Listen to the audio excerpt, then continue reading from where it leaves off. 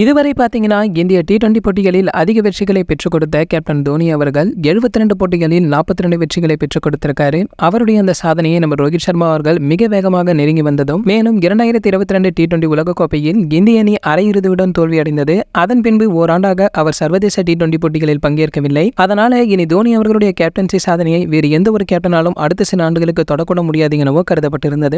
இனி இந்திய டி20 அணியில் ரோஹித் சர்மா அவர்கள் இடம்பெற மாட்டார் என நம்பப்பட்ட கணினியில 2024 டி20 உலகக்கோப்பைக்கு முன்பு இந்திய டி20 அணியில் மீண்டும் கேப்டனாக இடம்பெற்றுள்ளார். உலகக்கோப்பை தொடருக்கு முன்பு நடந்த ஆப்கானிஸ்தான் தொடரில் 3 போட்டிகளில் இந்திய வெற்றி பெற்றிருக்காங்க. அப்பொழுது தோனி அவர்களுடைய 42 வெற்றிகள் என்ற சாதனையை சமன் செய்து வந்திருக்காரு ரோஹித் சர்மா அவர்கள். தற்பொழுது 2024 டி20 உலகக்கோப்பை தொடருடைய முதல் போட்டியில் அயர்லாந்து அணியை இந்திய அணி 8 விக்கெட்கள் வித்தியாசத்தில் வீழ்த்தி இது கேப்டனாக ரோஹித் சர்மா அவர்களுடைய 43வது வெற்றியாகும். இதன் மூலம் தோனி அவர்களுடைய டி20 கேப்டன்சி சாதனையை முடிவுக்கு கொண்டு வந்திருக்க ரோஹித் சர்மா இந்திய அணியில் அதிக வெற்றிகளை பெற்று தந்த கேப்டன் என்ற பெருமையுமே ரோஹித் சர்மா அணிந்து வந்திருக்காரு. தோனி அவர்கள் 72 போட்டிகளில் 42 வெற்றிகளை பெற்றிருக்க நிலையில ரோஹித் சர்மா 55 போட்டிகளிலேயே 43 வெற்றிகளை பெற்று வந்திருக்காரு. தற்பொழுது சர்வதேச அளவில் அதிக டி20 வெற்றிகளை பெற்றுக் கொடுத்த கேப்டன்கள் வரிசையில ரோஹித் சர்மா அவர்கள் 4வது இடத்திலும், இந்த பட்டியலில் பாகிஸ்தான் அணியுடைய பாபர் அசம் அவர்கள் முதலிடத்திலும் இருந்து வருகிறார். அவர் 81 போட்டிகளில் 46 வெற்றிகளையுமே பெற்றுக் கொடுத்து வந்திருக்காரு. சரி, ஓகே, இது போன்ற கிரிக்கெட் பற்றி வெளியாகும் அனைத்து செய்திகளை நீங்க உடனே தெரிஞ்சுக்க நம்மளுடைய கிரிக்கெட் நியூஸ் அப்டேட் நம்ம சேனலை சப்ஸ்கிரைப் பண்ணிக்கங்க. பக்கத்துல உள்ள பெல் ஐகானை கிளிக் பண்ணிட்டீங்கன்னா நீங்க நம்ம வீடியோவை மிஸ் பண்ணாம பார்க்கலாம்.